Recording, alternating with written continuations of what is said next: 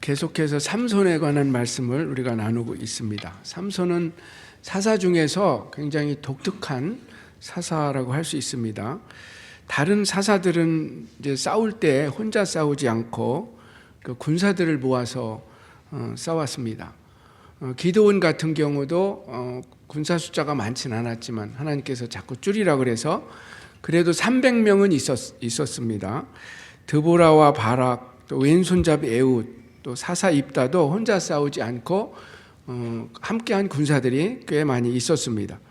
그런데 삼손은 처음부터 계속 누구의 도움도 받지 않고 혼자 블레셋 사람들과 싸웠습니다. 왜 그랬을까요? 좀 그 점이 의문이 가는 점이죠. 삼손의 어떤 개성 때문에 그랬을 수도 있는데, 생각해 보면 그 당시에 블레셋이 너무나 강한 민족이었기 때문에 이스라엘 사람들 중에서 감히 두고도 블레셋과 싸우려고 하지 않았던 것 같아요. 맞서서 싸우려고 하지 않았기 때문에 삼손은 할 수 없이 혼자서 이렇게 싸우지 않았나 생각해 볼 수 있습니다. 지난 주일에 살펴본 것처럼 삼손의 그 결혼식에서 불미스러운 일이 일어났습니다. 삼손이 아마 그 피로연을 재밌게 하려고 그랬는지 모르지만은 수수께끼를 내고 내기를 걸었다가 그것이 문제가 돼서 결혼식이 마무리되지도 못하고 또 삼손이 화가 나서 집으로 이렇게 돌아간 그런 사건이 있었습니다. 나중에 삼손이 아마 후회가 됐는지 화해하기 위해서 염소 새끼 한 마리를 가지고 이제 장인이 있는 그 처갓집으로 오게 된 거죠. 그 와이프도 데려가지 않은 상태였기 때문에 이제 화해하기 위해서 온 것 같아요. 근데 와 보니까 또 문제가 생겼죠. 자기 아내가 다른 남자의 아내가 되어 있었어요. 장인이 다른 블레셋 남자에게 주어버린 것입니다. 난감해진 장인은 삼손에게 그의 여동생이 더 예쁜데 그와 결혼하면 어떻겠냐 이런 제안을 하지만 삼손이 받아들일 수가 없었습니다. 그래서 또 삼손이 화가 나서 이번엔 또 블레셋 사람들을 공격하는데 그 여우 300마리를 잡아서 꼬리에다가 회를 달아서 그 블레셋 사람들의 곡식밭으로 이렇게 보내는 거죠. 그래서 막대한 재산 피해가 일어났어요. 블레셋 사람들이 그 일을 당하고 나서 누가 도대체 이런 짓을 했느냐 알아보니까 삼손이 그랬다. 그리고 삼손이 그렇게 한 이유는 그 장인이 그런 일을 했기 때문이다. 그래서 그들은 와서 그 삼손의 장인과 그 아내 되었던 여자와 그 집을 다 불살라 버렸습니다. 삼손이 또 화가 나니까 또 나가서 블레셋 사람들을 공격했는데요. 성경에 보니까 이렇게 나와 있어요. 블레셋 사람들의 정강이와 넓적다리를 크게 쳐 죽이고 에담바위 틈에 숨어 있었다. 이렇게 되어 있어요. 그래서 블레셋 사람들의 정강이와 넓적다리를 크게 쳐서 사람들을 많이 죽인 것 같아요. 근데 이 표현은 뭐 정강이와 넓적다리를 쳤다고 되어 있지만 이 관용적인 표현인데요. 삼손이 닥치는 대로 많은 사람들을 죽였다라는 거예요. 그 블레셋 사람들을 죽인 거죠. 그래서 블레셋 사람들이 그러한 공격을 받고 가만히 있을 리가 없죠. 다시 많은 사람들이 이제 삼손을 잡기 위해서 오늘 본문에 보니까 이제 쳐들어오게 된 것입니다. 그런데 그들이 이제 삼손을 잡으러 왔을 때 전략이 좀 특별했습니다. 이스라엘 사람과 전쟁한 것도 아니고 또 자기들이 삼손을 직접 잡으려고 하지 않고 유다 사람들을 통해서 삼손을 붙잡아서 자기들에게 데려올 수 있도록 그런 전략을 썼습니다. 이것은 굉장히 교활한 방법이죠. 사탄이 우리 믿는 사람들을 공격할 때 쓰기를 잘하는 그런 교활한 방법입니다. 그러니까 서로 내분을 일으키는 거죠. 이스라엘 사람들과 삼손이 서로 사이가 나빠지도록 내분을 일으키는 방법을 쓰는 것입니다. 사탄은 가정에서 가정 공동체를 깨기 위해서 부부간에 어떤 분열도 일으키고, 또 교회에서 성도들 간의 시기와 다툼, 분열을 일으키기도 하고, 또 같은 나라와 민족끼리 화목하지 못하고 분열하도록 그렇게 할 수 있다라는 것이죠. 오늘 본문 15장 9절 10절 한번 보세요. 이에 블레셋 사람들이 올라와서 유다의 진을 치고 레이에 가득한지라. 유다 사람들이 이르되 너희가 어찌하여 올라와서 우리를 치느냐. 그들이 대답하되 우리가 올라온 것은 삼손을 결박하여 그가 우리에게 행한 대로 그에게 행하려 함이로라. 근데 자기들이 직접 삼손을 잡겠다고 한 건 아니에요. 삼손을 붙잡아 와라는 의미로 얘기한 것입니다. 블레셋 사람들은 유다 사람과 삼손이 서로 사이가 나빠지고 서로 싸우게 만드는 그런 전략을 쓴 것입니다. 유다 사람들은 이런 상황이 되면은 정상적인 거라면은 이제 블레셋 사람들과 싸워야 되잖아요. 근데 그렇게 하기보다는 삼손 한 사람을 잡아서 내주는 것이 좋겠다. 그런 생각을 하게 된 것입니다. 근데 이런 생각은 굉장히 보편적인 생각입니다. 우리들도 다 그렇게 생각할 수 있어요. 대를 위해서 소가 희생돼야 된다. 전체를 위해서 한 사람쯤이야 희생되는 것이 어때? 이런 생각을 하는 것이죠. 요한복음 11장에 보면 유대인들이 예수님을 십자가에 못 박게 할 때도 이런 똑같은 생각을 가지고 있었습니다. 요한복음 11장 47절에서부터 보면은 이런 말씀이 나와요. 그중 한 사람이 그 해의 대제사장인 가야바가 그들에게 말하되 너희가 아무것도 알지 못하는도다. 한 사람이 백성을 위하여 죽어서 온 민족이 망하지 않게 되는 것이 너희에게 유익한 줄 생각하지 아니하는도다. 그러니까 그 대제사장이 생각하는 거예요. 지금 그 당시 로마의 지배를 받고 있을 때니까 한 사람이 죽어서 온 민족이 망하지 않게 하는 것이 좋겠다. 그러니까 예수를 죽게 만들고 자기 유대인들이 안전하게 사는 것이 좋겠다. 이런 생각을 한 것입니다. 그러니까 이것은 대를 위해서 소가 희생돼야 된다는 생각은 보편적인 생각이라고 할 수 있어요. 본문에 보니까 이제 유다 사람들이 3,000명이나 그 삼손을 찾으러 에단 바위로 이제 가게 되죠. 3,000명 한번 생각해 보세요. 결코 적은 숫자가 아닙니다. 그 정도면은 블레셋 사람들과 한번 싸워도 될 정도의 숫자입니다. 기드온은 300용사를 가지고 그 미디안 군대를 물리쳤는데 3,000명이나 되는 유대인들이 블레셋과 싸우려고 하지 않고 지금 삼손을 잡아서 넘겨주려고 온 것입니다. 와서 삼손을 나무라죠. 너는 왜 상황 파악이 그렇게 안 되느냐.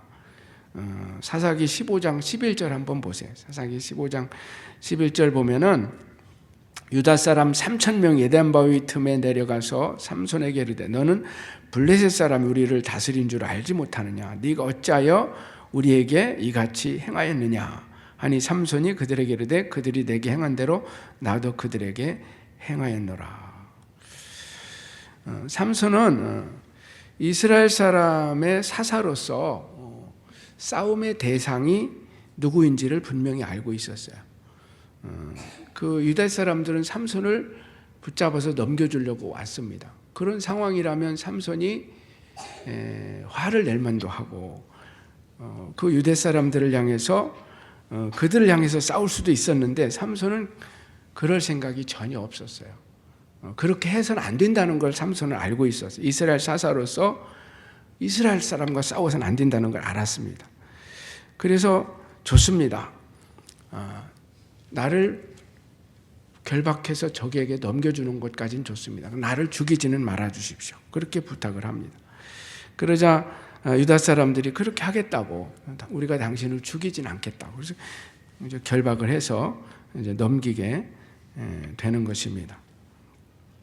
여기서 우리는 삼손의 그 자기 민족을 사랑하는 아름다운 마음을 이제 보게 되는 것입니다.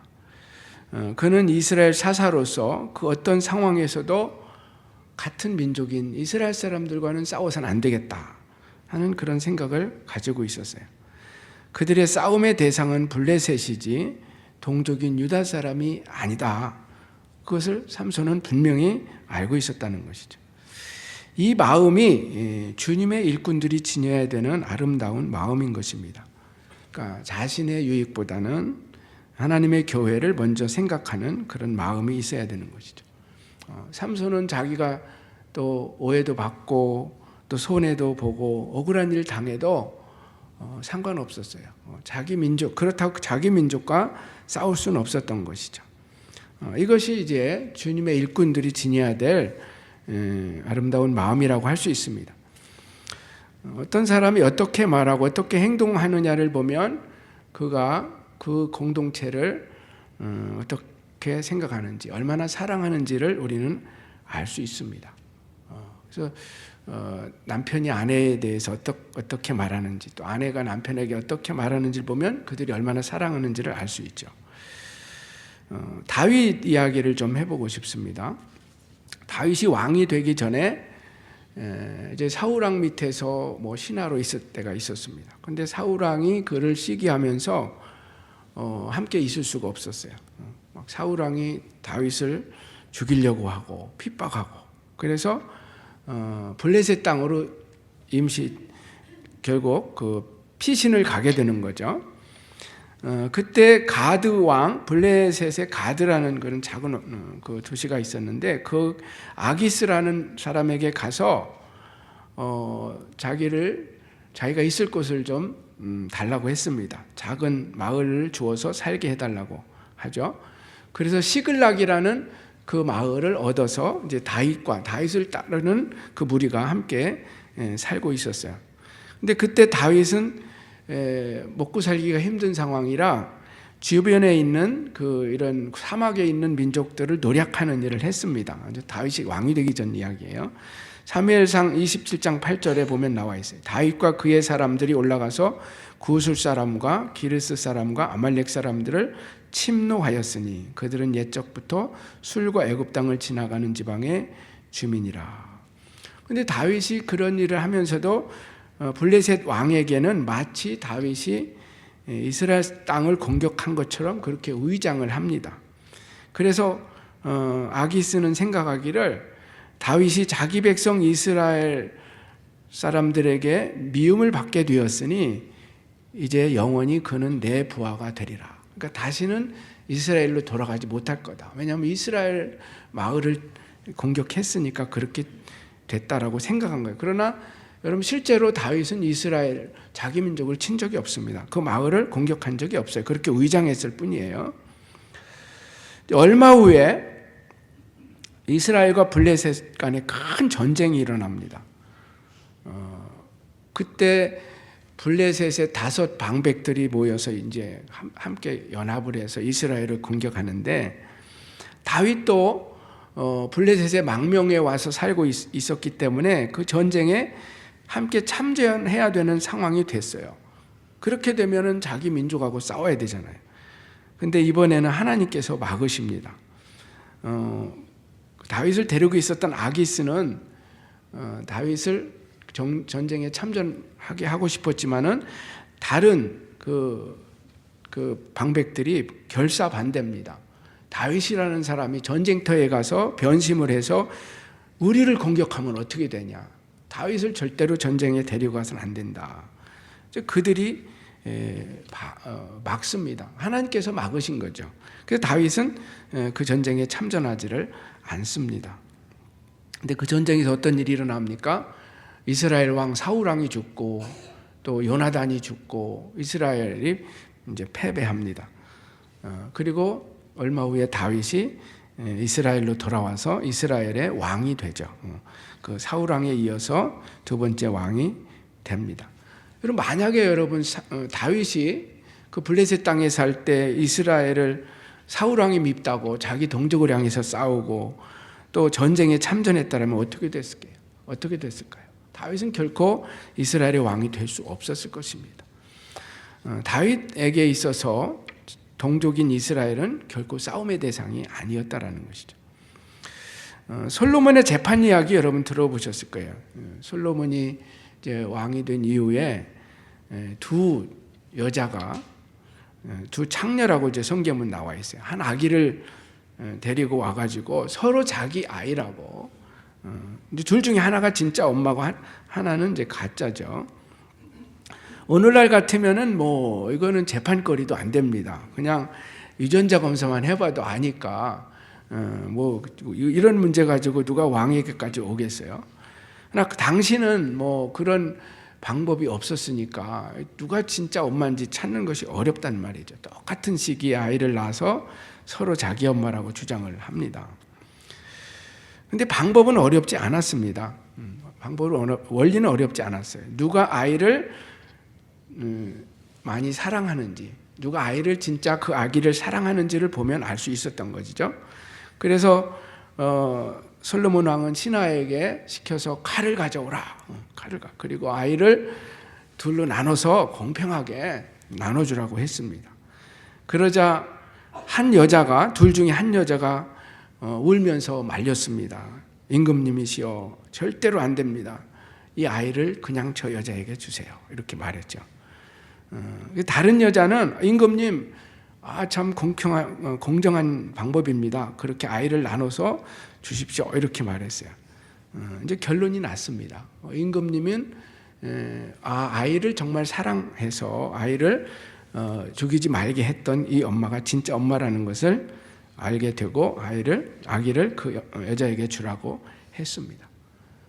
사랑하는 마음이 있으면은 그 사람을 보호하게 되는 거죠. 생명을 보호하게 되는 거죠. 나누거나 분열하려고 하지 않고 하나가 되려고 하는 것입니다.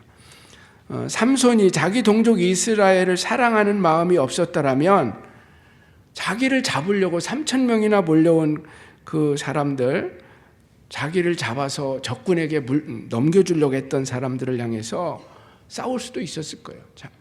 자기 민족을 사랑하는 마음이 없다면, 하나님을 사랑하는 마음이 없다면 뭐 싸울 수 있었을 겁니다. 그러나 삼손은 그렇게 하지 않았다라는 거예요.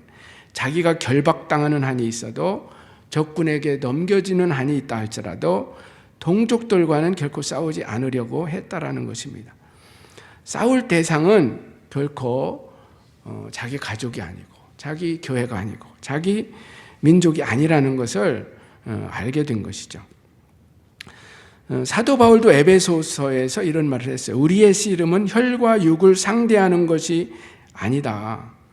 사람들을 이렇게 상대해서 싸우는 것이 아니다. 통치자들과 권세들과 이 어둠의 세상 주관자들과 하늘에 있는 악한 영들을 상대합니다. 영적 싸움을 얘기하는 거예요. 보이지 않는 악한 사탄과의 싸움이지 보이는 어떤 혈과 육의 싸움이 아니다. 그럼 삼손은 우리가 계속 살펴보는 것처럼 흠도 많고 참 부족한 점이 많았어요. 그러나 하나님께서 그 시대에 사사로 불러서 귀하게 쓰신 이유가 있다면 아마 이런 마음이 있었기 때문이라고 생각을 합니다. 주님의 일꾼들에게 가장 필요한 마음은 주의 몸된 교회를 사랑하는 마음인 것입니다. 사랑하면 손해도 볼 수 있고, 사랑하면 용서해주고, 사랑하면 희생도 하는 것입니다. 이것이 예수님의 마음이에요. 또 십자가의 정신입니다. 예수님은 이제 제자들을 3년 동안 이제 함께 훈련하고 나중에 예수님이 이제 십자가에 못 박혀서 죽게 되지 않습니까? 그런 상황이 왔을 때 제자들이 다 도망쳐 버립니다. 근데 예수님을 체포하러 왔던 군사들에게 예수님이 어떻게 말씀하십니까? 누구를 찾으러 왔느냐 하니까 나사렛 예수를 찾으러 왔다. 아주 컴컴한 밤에 체포하러 왔기 때문에 아마 누가 누군지 모르는 상황에서 예수님이 내가 예수라고 하면서 자발적으로 체포를 당합니다. 그러면서 이런 말씀하세요. 이 사람들이 가는 것을 용납하라. 이 제자들만은 체포하지 말라는 거예요. 자기 혼자 잡혀가겠다라는 것입니다. 예수님은 우리 죄인들을 위해서 예수님이 대신 십자가를 지셨어요. 우리를 살리기 위해서. 이게 바로 예수님의 마음이죠. 삼손처럼 억울한 상황이 있다 할지라도 내가 손해를 보면 보지 하면서 참고 주님의 몸된 교회를 위해서 섬기는 저와 여러분 되기를 축원합니다. 교회를 사랑하는 마음이 있을 때 우리는 희생할 수도 있는 것이죠. 자, 블레셋 사람들은 이스라엘 사람들이 삼손을 붙잡아서 자기들에게 데려오는 것을 보고 너무 기뻤어요. 자기들이 잡지 않고 이스라엘 사람들이 삼손을 자기들의 사사를 붙잡아 오는 것을 보고 계획대로 되었다고 생각을 했기 때문에 너무 기뻤든지 막 함성을 질러댔어요. 함성을 질러댔습니다. 잘 됐다는 거죠. 이제 이스라엘 민족이 리더와 백성들이 서로 지금 반목하는 그런 상황이 됐으니 얼마나 좋으냐, 이런 생각을 한 것입니다. 그러나 블레셋 사람들이 보지 못했던 것은 성령의 역사가 있을 것이라는 것을 그들은 알지 못했어요. 그리고 삼손 뒤에는 하나님이 계시다라는 것을 알지 못했습니다. 오늘 본문 14절이죠. 14절을 한번 같이 읽어봅니다. 시작. 삼손이 레이의 이름에 블레셋 사람들이 그에게 마주 나가며 소리 지를 때에 여호와의 영이 삼손에게 갑자기 임하시매 그의 팔 위에 밧줄이 불탄 삼같이 그의 결박되었던 손에서 떨어진지라. 아멘. 블레셋 사람들이 너무 좋아서 막 소리를 질렀잖아요. 삼손이 붙잡혀 오는 것을 보고. 그런데 그때 하나님의 영이 삼손에게 임하니까 삼손이 결박되었던 그 줄이 불에 탄 삼같이 끊어져 버렸다는 것입니다. 그럼 삼에 대해서 아는지 모르지만 삼이 굉장히 질깁니다. 삼으로 만든 그 줄을 우리가 보통 우리 힘으로 끊을 수가 없습니다. 그런데 불에 탄 삼은 아무것도 아니죠. 불에 타버리면은 힘이 없어요. 근데 여호와의 영이 삼손에게 임하자 그 놀라운 힘으로 그 삼줄이 불에 탄 삼처럼 그렇게 되어 버렸다라는 것입니다. 뿐만 아니에요. 이제 삼손이 눈앞에 나귀 턱뼈가 발견이 됐어요. 근데 여기 보면 새 턱뼈라고 됐어요. 낡은 뼈라면 아마 부서지겠죠. 근데 새 턱뼈니까 아주 단단한 그런 나귀 턱뼈가 발견이 돼서 그것을 가지고 블레셋 사람들을 무찌르기 시작하는데 몇 명을 무찔렀어요? 1000명이에요. 1000명.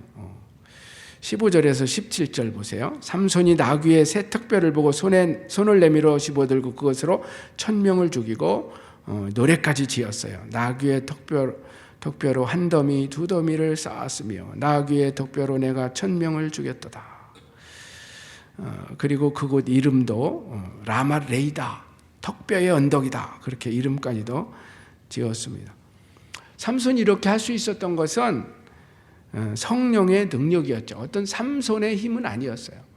삼손이라고 뭐 특별한 힘이 있겠습니까? 성령이 임했을 때 그 성령의 능력으로 삼손이 그와 같은 일을 할 수 있었던 거죠. 보통 사람이 할 수 없는 그 놀라운 일을 하게 된 것입니다. 주의 일꾼들이 주의 일을 할 때 어떤 그 사람의 능력과 지혜로 하는 게 아니라는 것입니다. 주의 일꾼들도 다 똑같은 사람이에요. 그런데 성령의 능력, 성령이 임하면 성령의 능력으로 그 일을 하게 된다는 것이죠. 복음서에 보면은 제자들이 나오는데 아직 성령 받기 전에 제자들이죠. 사도행전에 또 제자들이 나와요. 똑같은 제자들인데 복음서에 나오는 제자들과 사도행전에 나오는 사도들의 모습이 굉장히 달라요. 우리가 성경 읽어보면 복음서에 보면은 그들이 아직도 인간적인 모습이 많이 나와요. 서로 싸워요. 막 누가 크냐. 그래서 예수님께 책망을 듣잖아요. 너희 중에 크고자 하는 자는 종이 되어야 한다고 말씀도 들었고, 또 예수님을 막 부인하죠. 모른다고 도망쳐 버립니다. 근데 사도행전에 보면은 그런 모습이 다 사라져요. 이제 제자들이 두려워하지 않아요. 누구도 두려워하지 않아요. 사내들이 앞에 섰을 때도 담대하게 복음을 전합니다. 무엇이 그들을 달라지게 했을까요? 부활하신 예수님을 만났다는 그것도 있지만은 오순절날 성령을 받았고 성령으로 충만케 된 다음에 그들이 이제 변화되게 된 거예요. 그러니까 삼손도 성령이 임하기 전과 성령이 임했을 때 삼손이 다르잖아요. 성령이 임하기 전에는 줄로 결박된 상태였는데 성령이 임하니까 줄을 끊어버리고 적을 물리치는 것을 볼 수 있습니다.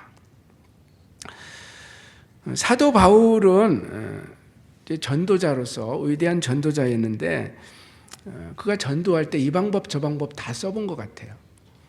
어떤 인간의 지혜로 공부 많이 한 사람이니까 해보기도 하고 그러지만 그가 결론은 뭐냐면은 어떤 사람의 지혜로는 복음이 전해질 수가 없다라는 것을 깨닫게 됩니다. 그래서 고린도전서 2장 1절에서 5절에 보면 이렇게 쓰고 있습니다.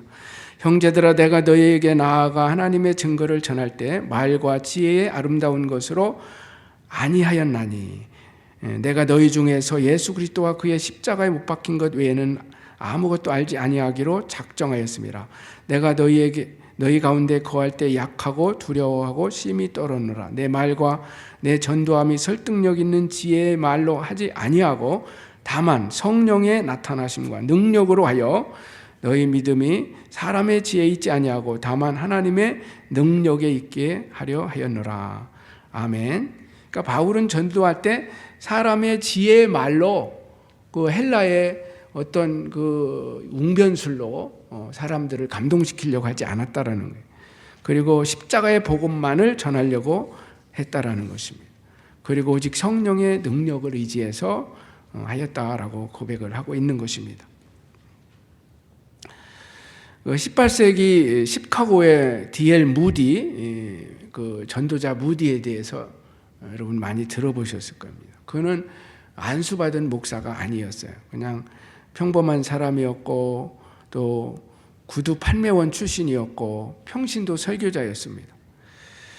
그런데 성령의 사람이 되었을 때 많은 사람들이 그의 설교를 듣고 회심하고 주님께 돌아왔습니다.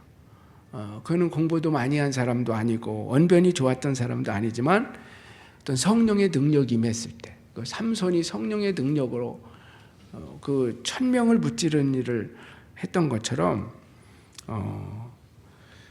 그런 일을 할 수 있었던 것이죠. 저는 제 자신에 대해서 그렇게 생각하지 않았지만 선교사 시절에 동료 선교사가 저를 향해서 선교사님은 너무 이지적이십니다. 그렇게 말하더라고요. 좋게 말해서 이지적이지 나쁘게 말하면 재미없고 딱딱한 설교자다. 이제 그런 얘기를 한 거예요. 그래서 제가 고민이 돼서 저도 이제 이게 너무 딱딱하면 안 되는데 설교하면 사람들이 계속 졸기만 하고 군대에 있을 때는 좀 덕을 받습니다. 제가 깨우지도 않고 잠을 잘 재운다고 병사들이 교회 얼마나 많이 나왔는지 몰라요. 제가 군목으로 있을 때 교회 앉을 자리가 없었어요. 믿거나 말거나. 하여튼 그래서 이제 고민이 돼서 제가 이제 기도를 했습니다. 제 어떤 방식으로는 안 되겠습니다. 그래서 이제 저는 이제 요즘에는 설교할 때 다른 거는 많이 기도하지 않고 좀 잘 못 전해도 알아듣는 사람들이 좀 깨닫게 해주시고 성령의 역사로 알아들을 수 있도록 그렇게 기도를 합니다.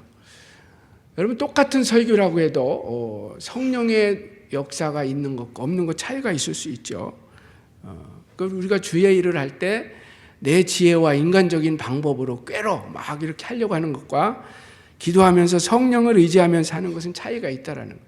그러니까 지금 삼손은 자기의 능력으로 이렇게 승리한 게 아니라는 거죠. 성령의 능력으로 승리했다라는 것입니다.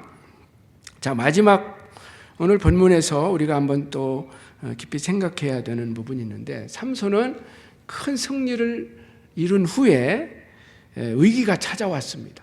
그 위기 때문에 죽을 그런 상황에 놓이기도 했습니다. 낙이 새턱뼈로 블레셋 사람 1000명을 죽이는 대승을 거두었지만 목이 말라서 이제 물이 없으니까 목이 말라서 죽게 되는 상황에 놓이게 된 것입니다. 그때 삼손은 하나님께 부르짖죠. 하나님, 지금 종이 죽게 생겼습니다. 도와주십시오. 그래서 하나님께서 그에게 이제 물을 마시게 그렇게 샘이 터져 나와서 물을 마실 수 있도록 해서 회복이 되었다라는 말씀이 오늘 본문에 나와요. 18절 19절 말씀 같이 읽어볼까요? 18절 19절 시작. 삼손이 심히 목이 말라 여호와께 부르짖어 이르되 주께서 종의 손을 통하여 이 큰 구원을 베풀어 싸우나 내가 이제 목말라 죽어서 할례받지 못한 자들의 손에 떨어지겠나이다 하니 하나님이 레이에서 한 우묵한 곳을 터뜨리시니 거기서 물이 솟아 나오는지라 삼손이 그것을 마시고 정신이 회복되어 소생하니 그러므로 그 샘의 이름을 에낙고레라 불렀으며 그 샘이 오늘까지 레이에 있더라. 아멘. 삼손이 그 전쟁에서 혼자 1대 1000으로 싸웠어요. 얼마나 힘들겠어요. 1대 1000. 저는 1대 1도 어려울 것 같은데 1대 1000과 싸웠어요. 제가 이 설교를 준비하면서 이 1000명을 혼자서 해치우려면은 얼마나 많은 시간과 얼마나 많은 힘이 들까 이 생각을 해봤어요. 뭐 전 계산이 밝지 않아서 하다가 이제 잘 계산이 안 나와서 말았는데 한 시간에 100명씩을 해치웠다고 해도 몇 시간을 싸워야 돼? 10시간이. 한 시간에. 근데 쉴 시간이 어디 있겠어요? 계속 공격이 들어올 텐데. 그러니까 그 뭐 10시간이 됐던 더 많이 만약에 했다고 그래도 7, 8시간은 싸웠지 않았겠어요? 하루 종일. 그러니까 뭐 너무나 땀도 많이 흘리고 그런 상황에서 목이 타서 이제 죽게 생긴 것입니다. 전쟁에서는 승리했지만 지금 탈진 상태에 빠지게 된 것입니다. 이 이야기를 통해서 우리가 깨닫는 것, 우리가 주의 일을 하고 성령의 능력으로 일을 한다고 해도 인간은 인간이라는 거죠. 인간은 인간이기 때문에 어려움 당할 수 있고 탈진할 수도 있고 건강을 잃어버릴 수도 있다는, 우리가 그 사실을 잊어서는 안 된다라는 것입니다. 삼손도 지쳤는데 우리 같은 사람이 왜 안 지치겠어요? 그래서 우리가 주님의 일을 하던, 여러분 직장에서 일을 하던 육체를 가진 인간은 쉬어야 될 때도 있고 또 이런 휴식을 가져야 될 때가 있다라는 거예요. 근데 삼손은 그 다음에 이제 탈진된 그 상태에서 그 다음에 완전히 쓰러지진 않았어요. 하나님께 기도해서 하나님의 도우심으로 회복될 수가 있었습니다. 엘리야 선지자도 탈진했던 그런 기록이 성경에 나옵니다. 엘리야도 1대 850으로 싸웠어요. 그 바알과 아세라 선지자들과 갈멜산에서 영적인 싸움을 하고 또 이세벨의 위협을 받았을 때 너무나 마음도 몸도 지쳐 있었습니다.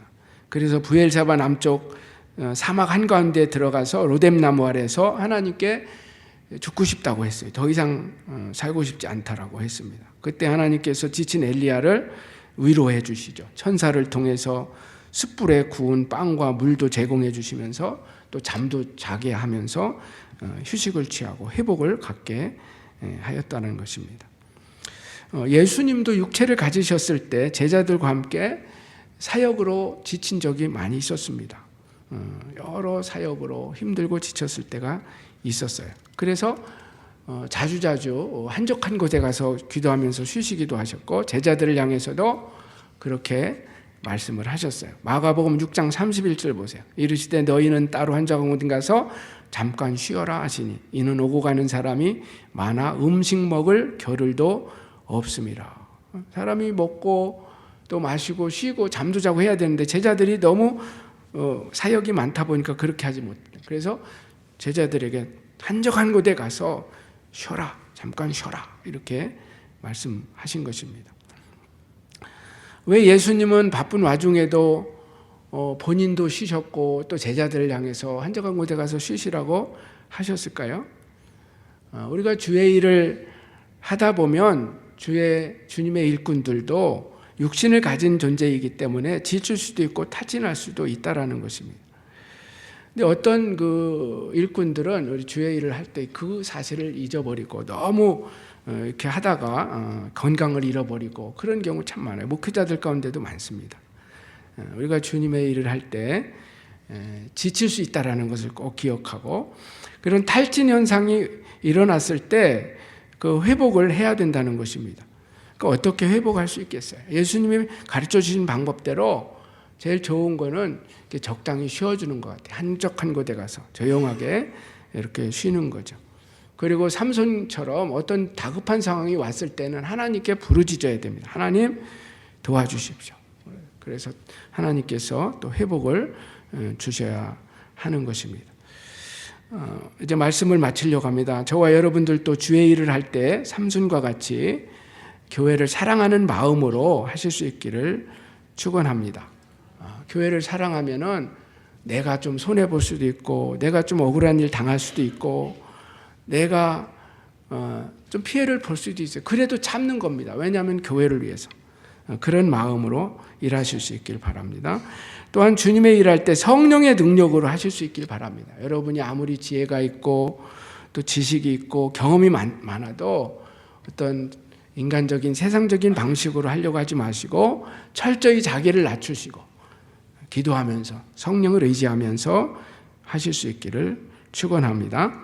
그리고 주의 일하다가 지칠 수도 있다는 걸 기억하시고 그때 완전히 쓰러지면 안 됩니다. 그건 사단이 좋아하는 일이에요. 주의 일하다가 쓰러졌다. 그러면은 원수들의 조롱을 받을 수도 있습니다. 그렇기 때문에 항상 자기의 인간의 연약함을 깨닫고 또 쉬면서 이렇게 일도 하시고, 혹시 탈진 현상이 왔을 때는 하나님께 부르짖어서 일보다는 부르짖어서 회복을 먼저 한 다음에 또 주의 일을 해야 한다는 것입니다. 아마 우리 교회에서는 목자 목녀들이 제가 볼 때 좀 지칠 수 있는 것 같아요.